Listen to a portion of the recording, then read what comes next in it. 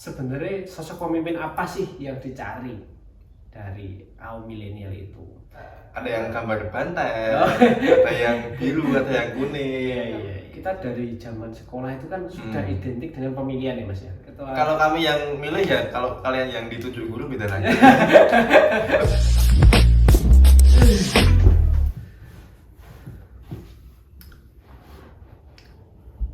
Kembali lagi di channel kami. Aku rumah bos ngekek. Kakaknya ke. Halo. Kembali lagi channel kami Channel yang masih apa adanya. ya apa adanya ya. Subscribernya juga ya masih apa adanya. ya. Yang nonton juga sama. Gimana kabarnya hari ini, Stanley? Tadi kan udah ketemu. Oh iya, ya basa-basi lah Oh, depan layar. Berarti alhamdulillah kita tadi kan udah ini ya. Tadi pagi habis nge-gym bareng, olahraga bareng hari ini. Jadi kita hari ini produktif ya. Produktif sekali. Setiap hari. Tapi memang kemarin lagi situasinya itu agak Sedikit trouble. Ya. Apa cuaca ya? Ya Cuaca. karena yang viral kemarin polusi udara itu kan. Kita 2 minggu pilek. Oh iya. Jadi ya meskipun tidak terlalu berpengaruh di sini, cuman Semarang cukup panas, Ya, cukup cukup panas dan kebanyakan minum es mungkin saya ya. Tidak tahu Ya. Mas Andri gimana, saya teguran kemarin habis saya- minggu gak enak Mas. Kalau kurang minum. Oh kurang minum apa gitu? Ya kurang minum air. Oh kurang minum air ya. Jadi tetap jaga kesehatan. Kalau sakit olahraga enggak Mas? Olahraga pasti. Tetap kita olahraga tapi untuk jaga kebugaran aja. Jangan sampai terlalu capek lah. Benar. Nah, nanti nurunin imun kita. Kalau terlalu capek, jangan lupa juga nutrisinya Ditambah. asupannya gitu. Kalau kamu minum obat ya? Kemarin sih ya waktu pas parah banget ya Mas ya sampai minum sedikit satu hari minum tapi habis itu recovery-nya enggak minum. Biar No. antibodi kita ya memperbaiki. Oke, hari ini Ya kita udah. Kamu katanya lihat gak sih di jalan-jalan udah mulai banyak baliho-baliho. oh iya mulai beberapa bulan ini ya. Beberapa ya hampir beberapa bulan ini lah. Ya, sudah banyak baliho. Baliho apa Mas? Baliho Coblos. iklan. Ya, Baliho ya ada yang gambar bantai, Oh. ada yang biru, ada yang kuning. Iya. Jadi saya suka agak bingung Mas kalau mau foto kadang. Nah, belakang mesti baliho. Nah, siapa tahu kan foto di-upload kan nanti siapa tahu, oh Mas nanti gabung saya aja. Oh, harapannya. Jadi ya mungkin di daerah kalian teman-teman juga udah lihat Ya, bahwa udah mulai merasakan. fenomena pemilihan presiden nanti 2024 gitu mulai dari sekarang. Ini kan juga kebetulan masa gubernur Jateng kan juga berakhir pada Kebetulan juga kan gubernurnya nyapres juga. ya benar nyapres juga. Nah kalau kita ngomong capres itu kan kita dari zaman sekolah itu kan sudah identik dengan pemilihan ya Mas ya. Dari SMP berarti ya, SMP sudah ada ketua OSIS kan pemilihan juga tuh. Dari SD mungkin malah kan ketua kelas juga. Oh iya benar ketua. Kalau kami yang milih ya, kalau kalian yang ditunjuk guru beda lagi. Karena ada loh ketua kelas yang ditunjuk guru. Iya benar. Kalau ketua kelas, tapi kan baru coblosan tuh loh Mas, kita ngerasain euforia kayak. Euforia bener-bener kayak ya semi pemilu lah. Ya sama pemilu itu kan SMP kita mulai ada pemilihan ketua OSIS kayak gitu. Kebetulan saya juga pernah jadi calon Mas ketua OSIS. Menang? Oh jelas. Jelas. Menang Mas. Oh menang. Nah, jangan ditunggu ini toh kekalahan saya toh. Menang. Dulu ketua OSIS SMP menang Sampai mana dulu? di SMP negeri lah Mas di Semarang juga gitu. Lu sekalian promosi tau siapa tahu kan nanti alumniku. Oh iya, siapa tahu ya, saya dari SMP Negeri 7 Semarang gitu Mas ya. Pernah jadi ketua OSIS juga. Terus kalau jadi ketua OSIS tuh sebenarnya Mas tuh saya nggak siap sebenarnya Mas. Udah kok jadi calon? Nah, jadi dulu ceritanya itu saya kelas 1 Mas. Kelas 1 itu daftar OSIS aja gak keterima. Daftar OSIS gak keterima kok kelas 2 jadi calon. Nah gini mas, perjalanannya itu dari dulu saya ikut pramuka. Ikut pramuka, terus itu seneng mas ikut pramuka, akhirnya ikut beberapa lomba. Kalau SMP dulu namanya Dewan Galang. Nah, sama juga ya mungkin ya semua SMP ya. Sama. Dewan Galang, ikut lomba, aktif di pramuka itu. Sebelumnya juga gak ada background pramuka sih, baru nyoba itu. Ya alhamdulillah beberapa lomba ikut, meskipun waktu pas itu tidak pernah juara. Saya pasti tidak pernah juara SMP, tapi itu jadi tempat belajar mas.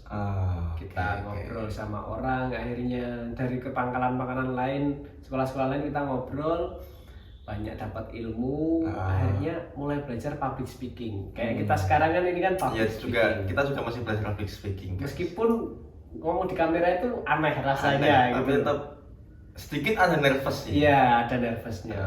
Tapi beda euforianya itu kayak kita ngomong langsung ke orang banyak itu ya, beda. audiensnya kita kan jadi tahu respon mereka langsung ya mas ya. Nah dari aktif itu akhirnya jadi suatu kandidat di Dewan Galang itu juga untuk jadi ketua Dewan Galang mas. Terus? Nah, jadi ketua Dewan Galang. Akhirnya saya jadi ketua Dewan Galang. Nah saat itu memang dicari beberapa orang itu antara dari OSISnya langsung maupun dari luar gitu loh mas.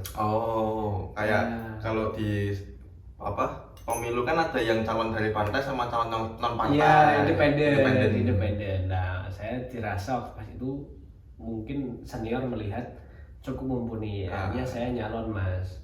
Ya dan ya menang gitu. Dan coba berani ya. Tapi justru menang itu pertama kali menang. Gimana? Senang, bingung? Ya antara senang tapi jadi harus ada sedikit double ya. Dewan Galang sama OSIS ya. Ya, saya jadi ketua Dewan Galang dan OSIS. Dan selang seminggu dari pemilihan itu mas, saya langsung berangkat untuk pelatihan plus lomba mas, lomba pidato. Nah itu saya logo pasti. Itu saya cuma logo.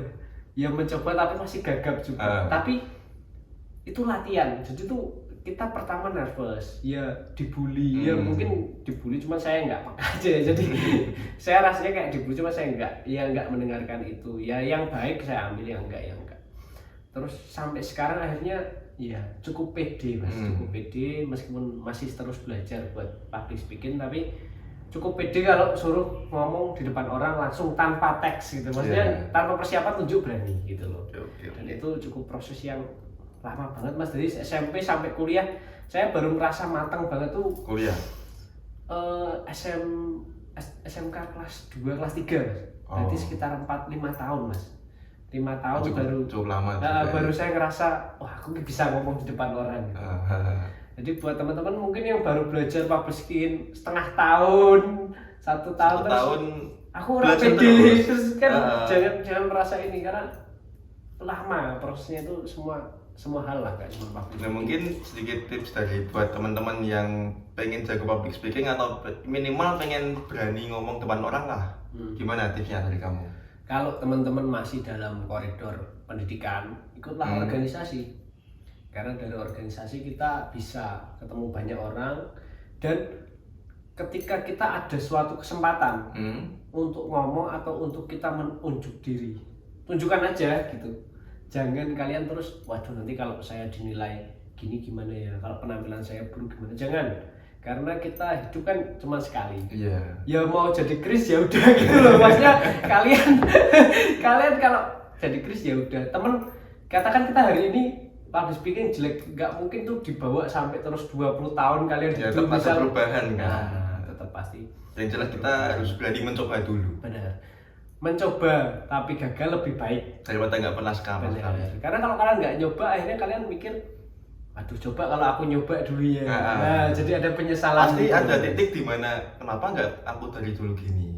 Pernah ingat nggak mas omongannya Panji Pragiwaksono? Mimpi itu kan tidak pernah hilang. Oh iya. Mimpi itu hanya tertidur, dipukul pingsan, lalu akan hidup kembali di masa tua. Ya di kemudian hari itu tadi, dengan bentuk penyesalan itu tadi. Oke, back to topic pemilihan. Back to topic ke pemilihan. Gimana nih, kamu kan dulu SMP pernah ikut jadi ketua lah. Ya, Apa yang kamu rasakan selama pemilihan itu? pemilihan yang pertama euforia ya Mas. Maksudnya kita jadi istilahnya orang nomor 1 di sekolah gitu kan, ketua OSIS 1.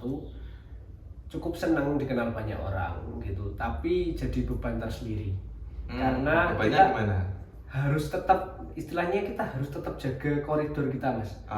Entah itu dari tata krama, dari kita di sekitar kayak gimana. Karena kalau kita melakukan kesalahan kan selalu ada, wah ketua OSIS masa kayak gini. Selalu ada koridor seperti itu. Nah, itu jadi apalagi itu jadi menambah kerjaan kita Mas. Satu harus menyelesaikan studi. Kedua jadi ketua OSIS yang ngurusi banyak program kerja. Nah, itu yang jadi beratnya tuh di situ. Nah, selama apa? Kan itu pasti kan ada kayak diberi kesempatan buat promosi kan. Kalau pemilu kan ya kayak kampanye gitu. Ya. Waktu kampanye kamu ngapain? Kalau kampanye ya alhamdulillah pas itu saya sudah banyak dikenal dari Dewan Galang itu tadi. Terus tapi yang bikin saya intinya ya Mas ya, waktu pas itu saya menang itu karena saya gampang akrab dengan orang. Meskipun ceritanya itu agak lucu Mas. Jadi saya SMP itu kan pulang sekolah itu kadang dijemput, kadang jemputnya itu telat banget gitu loh Mas. Jadi sekolah pulang jam 1, saya bisa jemput jam 3. Itu Mas, kadang jam 4 ya. Nah, selama saya nunggu itu saya suka ngobrol Mas sama orangnya saya temui. Nah, entah pas duduk bareng apa jajan saya ajak ngobrol. Sehingga orang-orang itu jadi tahu saya.